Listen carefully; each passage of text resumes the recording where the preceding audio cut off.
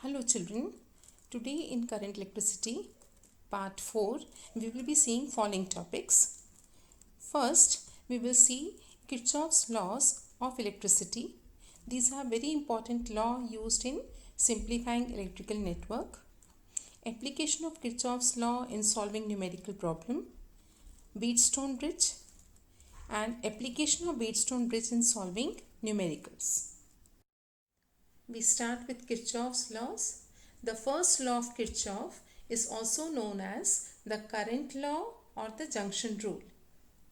This law states that the algebraic sum of electric currents at a junction in any electrical network is always 0. It can also be stated as at any junction the sum of currents entering the junction is equal to the sum of currents leaving the junction.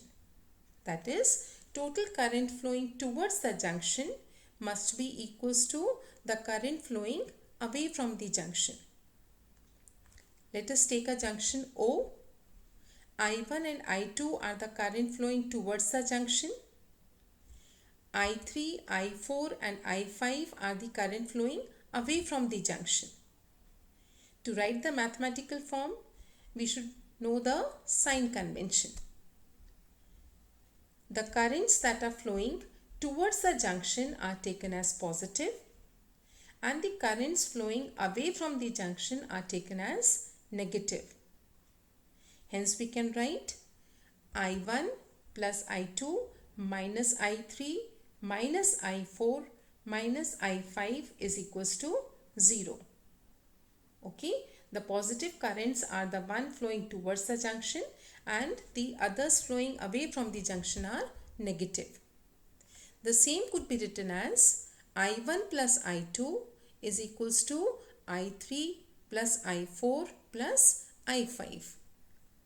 Okay, so total current flowing towards the junction is equals to the current flowing away from the junction. So this is first law. The proof of this law follows from the fact that when current are steady, there is no accumulation of charge at any junction or at any point in a line. When steady current flows through a circuit, the charge cannot accumulate and hence the total current flowing in must be equals to the total current flowing out. The total current flowing towards the junction must be equals to the total current flowing away from the junction. Also, you should remember, first law is consequence of law of conservation of charges. Okay, the first law is consequence of law of conservation of charges. Next we take second law or the voltage law, which is also referred to as loop rule. This law states that the algebraic sum of changes in potential around any closed loop involving resistors and cells in the loop is 0. We will take a closed circuit, contains resistors and cells, and if we find out the algebraic sum of changes in potential around this closed circuit, this will always turn out to be 0. Let us take a network. E1 and E2 are two cells connected to form a network ABCD. Now we want to write the current flowing through various parts of this network. We can start from the either cell, E1 or E2. So let us start with a current I1 flowing from the cell E1. This current, when it reaches the junction A, it will be divided into two parts. Let I2 be the current through AD. Hence, remaining current I1 minus I2 will flow through AC. Now, I2 reaches the negative terminal of the cell E2. So, same current should start from the positive terminal also. We should keep in mind the current that starts from the positive terminal should come back to the negative terminal. So now at the junction C, the current I1 minus I2 flowing through AC and the current I2 flowing through DC will add up and flow along CB. Hence, current in CB is I1. And this current I1 reaches the negative terminal of the cell E1. Okay, so we have distributed the current in the network. This is a very important part in simplifying any electrical network. Now to apply second law, we should know the sign convention for EMF and potential difference. Let us first take sign convention for EMF. EMF is taken positive when we move from positive to negative terminal through the cell, and negative when we move from negative to positive terminal through the cell. When we take any closed loop, and in this loop if you are moving from positive to negative terminal, then EMF will be positive, and if you are moving from negative to positive terminal through the cell, then EMF will be taken as negative. Okay. Next, for potential difference, the potential difference along the direction of current is taken as positive. In a loop, if you are moving along the direction of current, potential difference will be positive, and in a direction opposite to current, potential difference will be taken as negative. Okay, let us apply these points now to write second law, the mathematical part, in the network given above. Let us first choose a loop. Okay, let us take the loop ACBA. We are having the loop ACBA. In the part AC, the current is flowing from A to C. Hence, potential drop across R3 will be positive, and potential drop will be R3 into I1 minus I2. Similarly, in resistance R1, current is I1. It is in the direction of movement. Hence, you will take potential drop across R1 also positive. But when we take EMF, we can see the current is flowing from negative to positive terminal. We are moving from negative to positive terminal. So EMF will be taken as negative. Let us write the equation. In the loop ACBA, I1 minus I2 into R3 plus I1 R1 minus E1 is equals to 0. Okay. Next we take the loop ACDA. Okay. We are taking the loop ACDA. So we are moving from A to C, C to D, and then D to A. In AC, we move in the direction of current. Hence, potential drop across AC will be positive. Through R2, the current is in the direction of opposite to our movement. We are moving in a direction opposite to current. Hence, potential drop across R2, that is I2 R2, will be negative. And through the cell, we are moving from positive to negative terminal. Positive to negative terminal means EMF will be positive. So E2 will be taken as positive. So let us write the equation. In the loop ACDA, I1 minus I2 into R3 minus I2 R2 plus E2 is equals to 0. So if we know the sign convention, if we remember these points, for any closed loop, we can write the algebraic sum of changes in potential and equate it to 0. We are getting linear equations. In a network, usually EMF and resistance is given, and we are required to find out current. So these linear equations can be simplified to find out current in any part of the network. Okay. We should also remember that when we are choosing a path, it can be traversed in clockwise or anti-clockwise direction of the loop. You can take any direction. It may be clockwise or anti-clockwise. The equation will remain the same. Okay.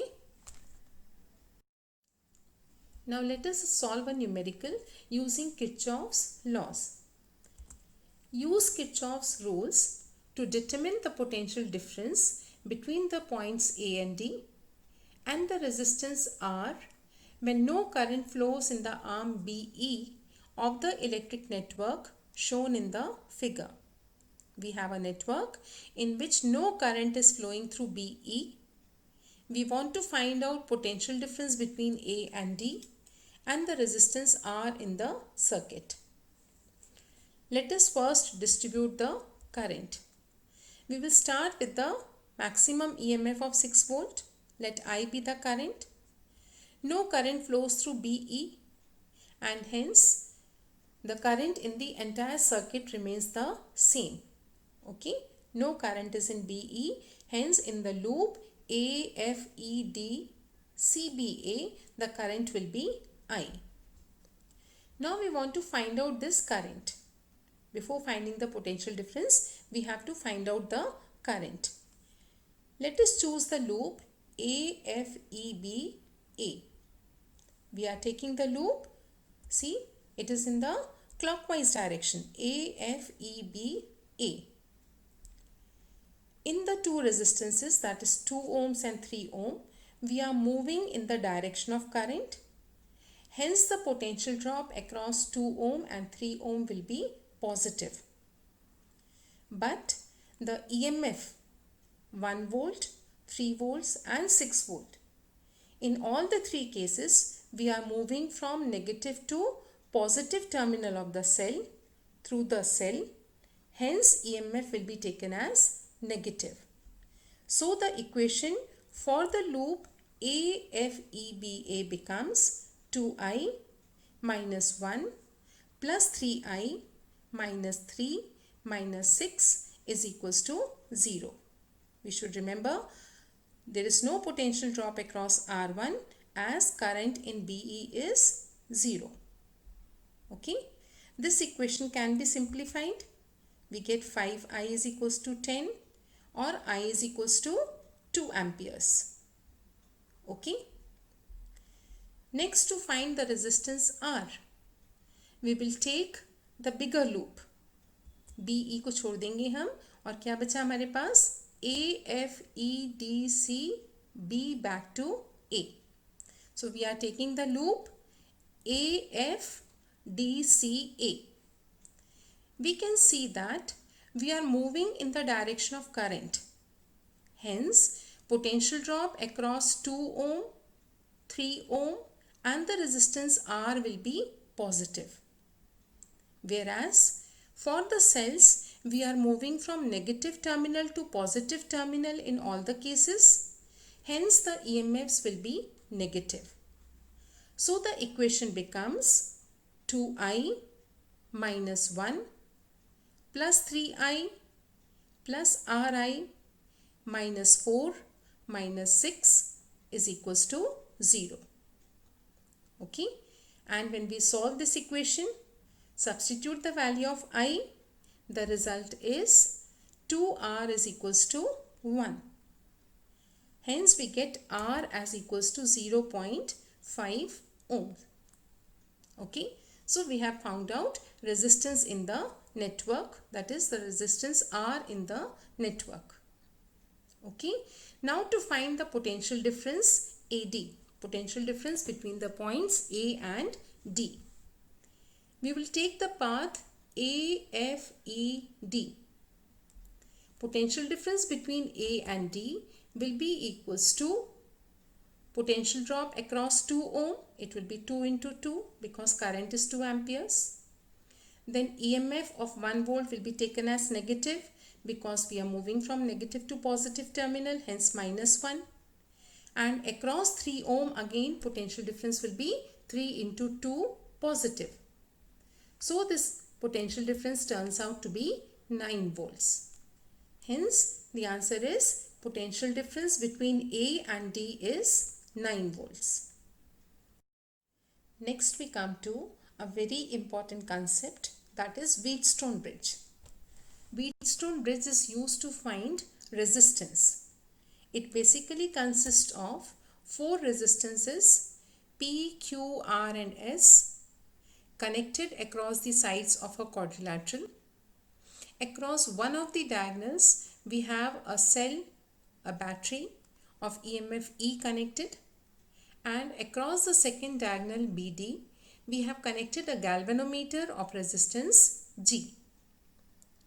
Let us take a current I from the battery of EMF E. This current, when it reaches the junction A, it will be divided into 2 parts. Let I1 be the current through P. So remaining current I minus I1 flows through R. The current I1 that reaches the junction B will again be divided into 2 parts. Let Ig be the current through galvanometer, and the remaining current will flow from the resistance Q. It will flow through the resistance Q, I1 minus Ig. Now the current Ig and I minus I1 reach the junction D. We know according to first law, the incoming current must be equals to the outgoing current. So through S, the current will be I minus I1 plus Ig.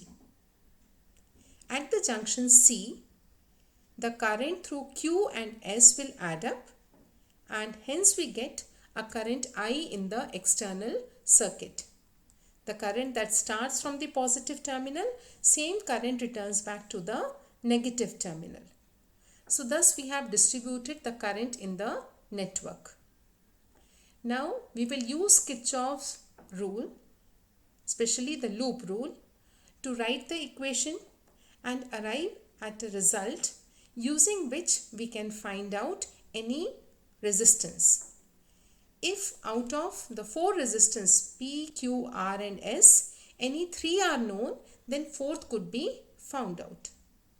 So we want to apply Kirchhoff's loop rule. Let us first take the loop ABDA. In this loop ABDA, through AB, we are moving in the direction of current. Hence potential drop is I1P. Through galvanometer also we are moving in direction of current. Hence potential drop is plus Ig into G. But through R we are moving opposite to current. Hence potential drop will be negative, minus I minus I1 into R. So what will be the equation? We will have in the loop ABDA, I1P plus Ig into G minus I minus I1 into R is equals to 0. Okay. Now let us take the loop BCDB. In this loop BCDB, through BC we are moving in the direction of current. Hence potential drop across Q will be positive. But through S and galvanometer we are moving opposite to current. Hence the potential drop across S and G will be negative. So the equation for the loop BCDB becomes Q into I1 minus Ig minus I minus I1 plus Ig into S minus Ig into G is equals to 0. Okay. So we have written here 2 equations. Now a very important condition. We are seeing in the network current is flowing through galvanometer from B to D. It will flow from B to D only when potential of B is more than potential of D. If suppose potential of D is more than B, the current in the galvanometer will now become in the upward direction. It will flow from D to B. But if potential of B and D are equal, then current through the galvanometer will become 0. And this is a very important condition We say that when current is 0, the bridge is said to be balanced. Current is 0 means B and D are at the same potential. Let us apply this condition in equation 1. Result will be I1P minus I minus I1R is equals to 0. This could also be written as I1P is equals to I minus I1 into R. Now we apply the condition in equation 2. Result will be I1Q minus I minus I1S is equals to 0, or I1Q is equals to I minus I1 into S. Let us divide equation 4 and 6. Result will be P by Q is equals to R by S. So this is a very important formula. If no current flows through the galvanometer, then ratio of resistances of the adjacent arms will be equal. We can write P by Q is equals to R by S, or we can even say P by R is equals to Q by S. Okay, so this is possible only when current through the galvanometer is 0. That is when the points B and D are at the same potential. And this is referred to as principle of Wheatstone bridge. Okay. Now let us take a numerical which is based on the principle of Wheatstone bridge. Figure shows two circuits, each having a galvanometer and a battery of 3 volt. When the galvanometer in each arrangement do not show any deflection, obtain the ratio R1 is to R2. So you have two networks, and in each case the current through the galvanometer is 0. We want to find out the ratio R1 is to R2. The difference in the two network is the position of cell and galvanometer are interchanged. We should remember a very important concept here.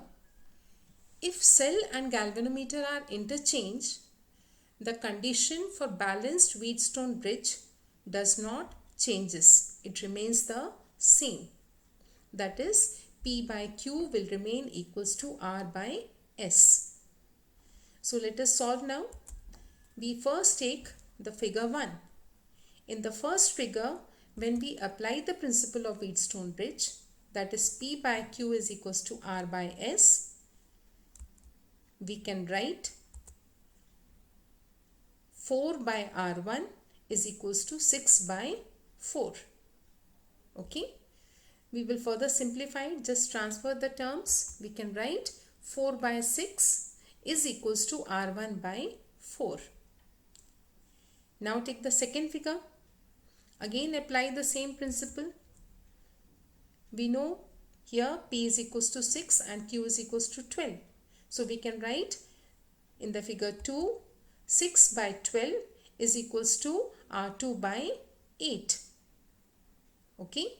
To find R1 and R2, we will divide equation 1 by equation 2 and simplify.